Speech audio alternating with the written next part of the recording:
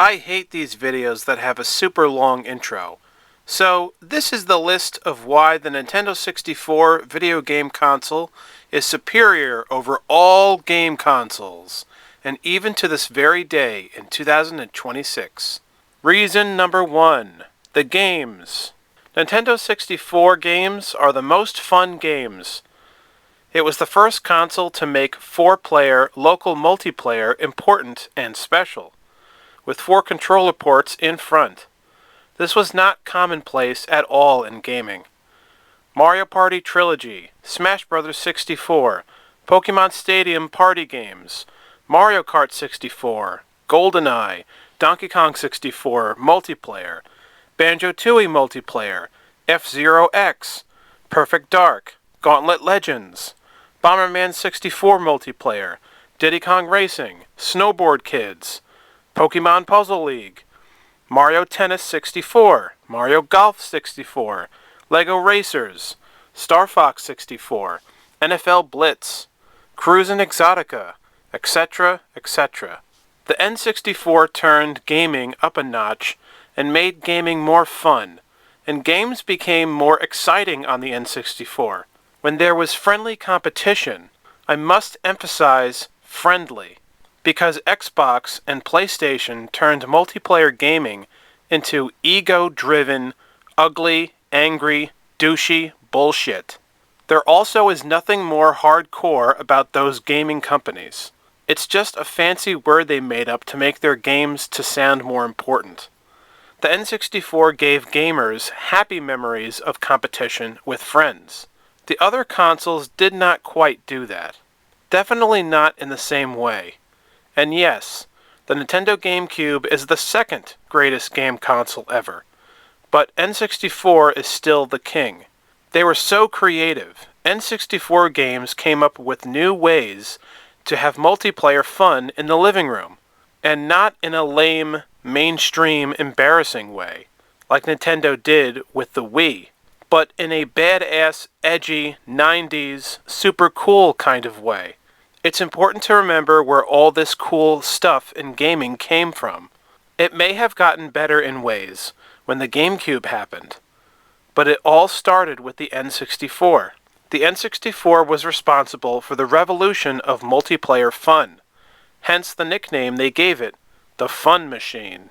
And then there's the other amazing games: Ocarina of Time, Banjo-Kazooie, Tetrasphere, Tonic Trouble, Buck Bumble, Chameleon Twist, Mario 64, Penny Racers, Cruisin' World, Kirby 64, Paper Mario, Gex, Deep Cover Gecko, Star Wars, Shadows of the Empire, Yoshi's Story, Rampage, Mystical Ninja, Bomberman Hero, Shadow Man, Mickey's Speedway USA, Pokemon Snap, War Gods, Extreme G, Majora's Mask, 007, The World Is Not Enough, Excitebike 64, Jet Force Gemini, Conker's Bad Fur Day, Body Harvest, Hey You Pikachu, Rayman 2, The Great Escape, 1080 Snowboarding, Madden 64, etc., etc.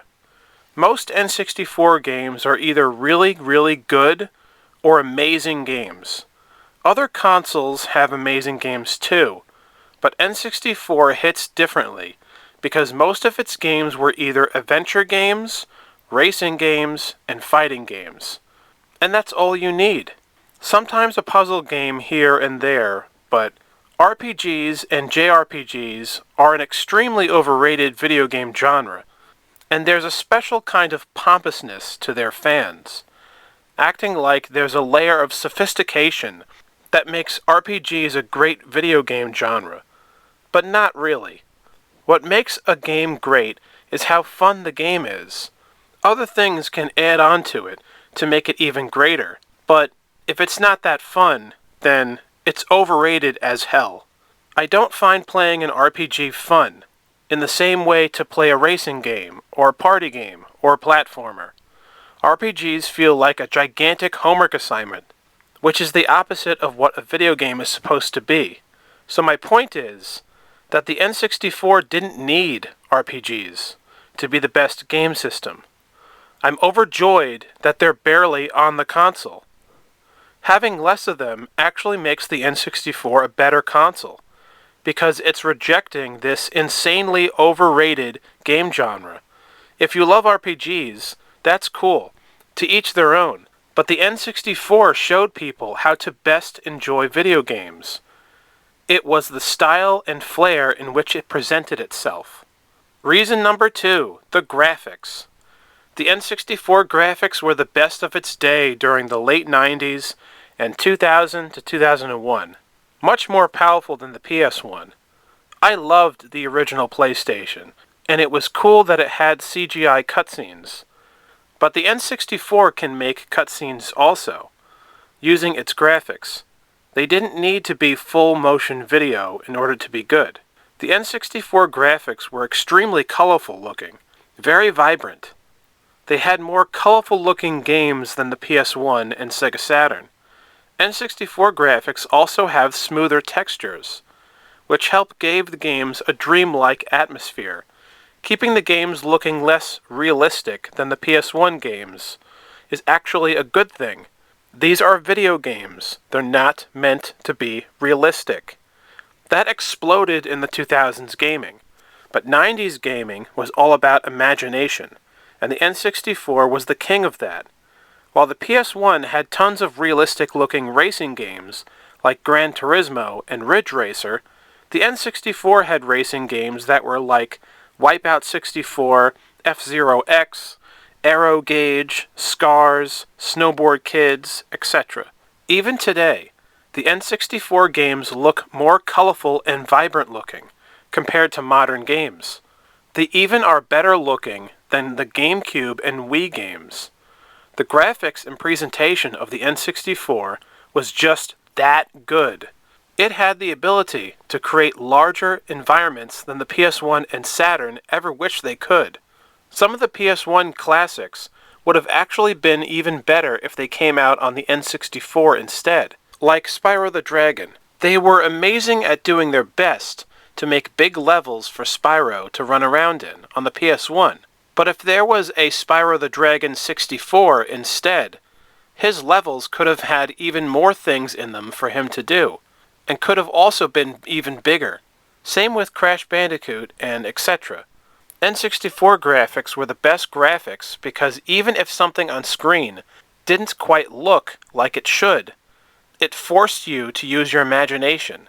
And that's what video games are all about. The N64 is still presenting video games like a fantasy, when many other gamers wanted to move on to realistic-looking video games. So the N64 is really for the kids and the kids at heart, who are more creative people. This is why the people who lack imagination love Xbox and PlayStation better than the N64. The PS1 is a 32-bit console, where the N64 was the superior 64-bit super console. That proved to be capable for so much more. Technically, the PS1 and Sega Saturn were a generation behind. They only seemed more futuristic because they used CDs, and CDs were the new hip thing of the late 90s. But the N64 was actually more powerful than those systems, and since the N64 had to prove itself and really hold its own against the competition, they showed off way more colors in its games, which is also why a lot of N64 games actually look better than many modern games today. Reason number 3, still using cartridges. Cartridges were more fun for gaming in general, because one of your friends can borrow a cartridge without you having to worry if it's not going to work or be damaged when you get it back. N64 carts were also stable as hell. If you drop it or if it gets tossed or hit really badly, chances are, most of the time, the game would still play. And N64 carts were also mostly gray, so you could write your name on them in case they get lost. And if someone borrows one, it would still have your writing on it. This is also great creativity, as you can make your collection as personal as possible, if you want. Cartridges also have 0 loading screens. No waiting for the next great screen in your N64 games. The PS1, as much as I loved it, as it was my first game system. It had tons of loading screens, which only got kinda worse when the PS2 happened, and onward. Now, the N64 carts did have less storage space than the PS1 CD discs, but the N64 expansion pack made up for that. Plus, if you can't make a great game with less storage space, then I don't think I can trust you to make a great video game. Less is more. The N64 had other advantages over the PS1 that made up for the fact that it did have less storage space, so it's not nearly as big of a deal as it's been made up to be. Plus, the game cartridge is a charming piece of video game history. It looks and feels like a video game, visually more appealing and nostalgic. Discs make you think of PC computers, or a music CD, or a DVD player. It doesn't really have a video game feel to its look. There is also no vibe or emotion behind it. It's just a disc that is used for lots of things. But when you see a cartridge with that weird, distinct design, you know it's a video game, and it's game time. The N64 continued an extremely cool and charming aspect of gaming by keeping the cartridge alive. And that's brave, bold, and unapologetically awesome. Also, there was more shitty games released for the PS1 and Sega Saturn than the N64, because most programmers liked the extra RAM storage space, which meant that too many programmers flocked to the PS1 and other consoles, and released crap for the system. This happened way less so on the N64. The N64 library was designed by mostly the best out there in terms of game programmers. The N64 still having carts wasn't just to save money. It was also implemented for quality control in the games. Reason number 4. Superior controller. Not only does the N64 controller look great, it also feels natural to hold. It's perfectly designed for someone's palm. It invites you to play games in a different way, while still feeling exactly like the controllers of the past. It's more comfortable than the PS1 controller. The D-pad on the PS1 controller is an oversight. It hurts your thumb a lot when you're playing the console for just an hour. The N64 D-pad feels much better. Doesn't hurt. Although I will admit the N64 joystick is a little hard on the thumb, but nowhere near as horrible as the PS1. Years ago, Nintendo was famously sued by people for using the joystick and getting blisters on their hands. The truth, that no one wants to say, is that those people were a bunch of dumbasses who did not use the joystick the way it was meant to be performed. You can't expect the randos in the peanut gallery to understand how to properly use game controllers. The N64 controller is also better looking. It actually has color, lots of it. Unlike the charming but kind of dull gray of the PS1 controller and the dull and lifeless Xbox controllers of the future, and since it's bigger in size, it really helps fit more hands easier. Plus, the colors on the N64 controller make it easier to memorize the buttons. It's also more visually appealing to children, which is great because the N64 was designed for not just the family, but for all people to get into the system. The N64 controller has universal appeal, while at the same time not sacrificing what gamers were used to and what we love about game controllers.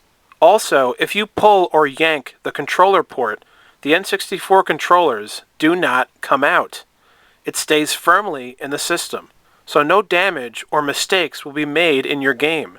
But the PS1 and other controllers of the future can very easily pop out of the system by accident. The N64 is a sturdy machine, like a super high-tech badass army tank, but it's done in such a fun and playful way with its presentation that it doesn't intimidate you and takes care of everything for you to have an amazing, worry-free experience. And since the N64 was more creative looking, it also has cooler third-party made controllers for the system compared to the PS1 and other consoles. All the third-party N64 controllers look amazing. Reason number 5, The Rumble Pack. Nintendo 64 invented the rumble feature in the game controller. Only afterwards did every other game console come out with a rumble in their controllers. N64 did it first in 1997 with the spectacular Star Fox 64. Even other systems later on improved on it. The point is that the super innovative N64 console was the first ever to do it. It helped the N64 feel more alive and more imaginative than the other consoles. Reason number 6, better game boxes.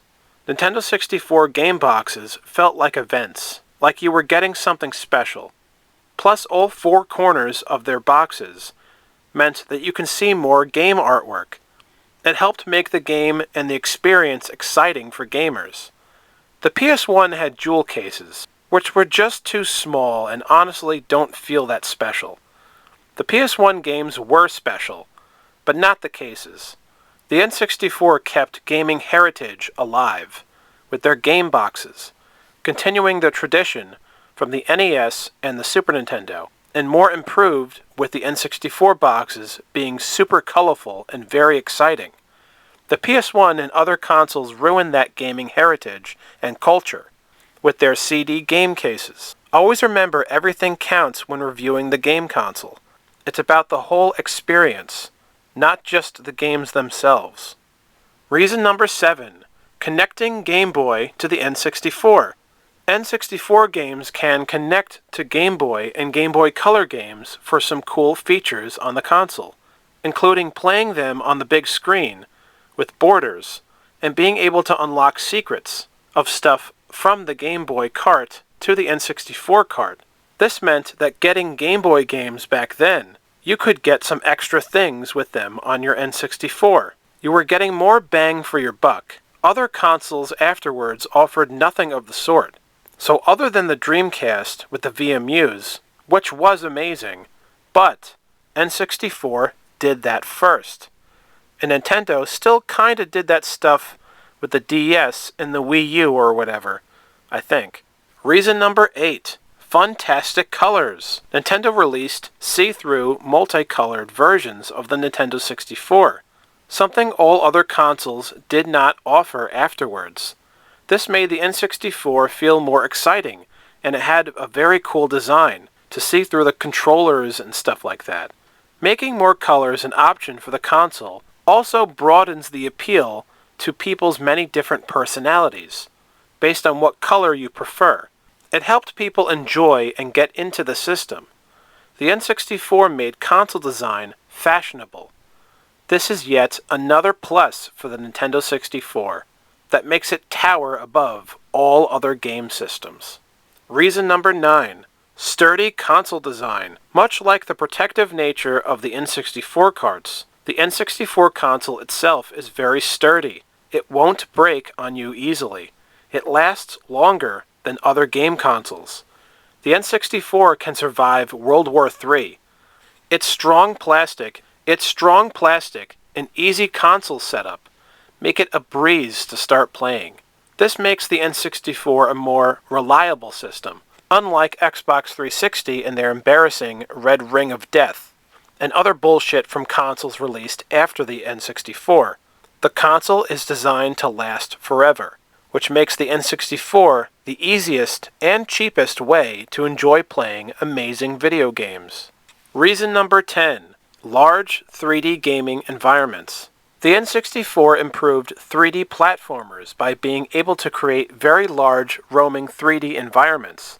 This was never seen in video games before, at least definitely not to this scale. Perfect examples are Donkey Kong 64 and Banjo-Tooie.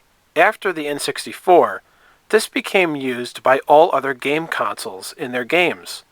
But that stuff all started with the 64. Most PS1 games had way smaller environments. The Spyro the Dragon games were really the only exception. And there you have it. Those are my 10 big reasons why the N64 is the king, the greatest video game console of all time bar none. Yes, there's plenty of consoles that come in second and third and fourth place, but man, the N64 is still the top dog of them all. And I fucking love the PS1, I love the Sega Saturn, I love the Dreamcast, I love the PS2. I know it sounded like I was dissing the PS1, but I fucking love the PlayStation 1. It's an amazing system. It's just that the N64 is definitely better than it, and it's better than all the other game systems ever created. Even it's better than all the new systems too. But that's my opinion. What do you guys think? Please like and subscribe, and please hit the notification bell so that you don't miss any of my uploads. Let me know what you all think. My name is SuperPat98, and get in or get out.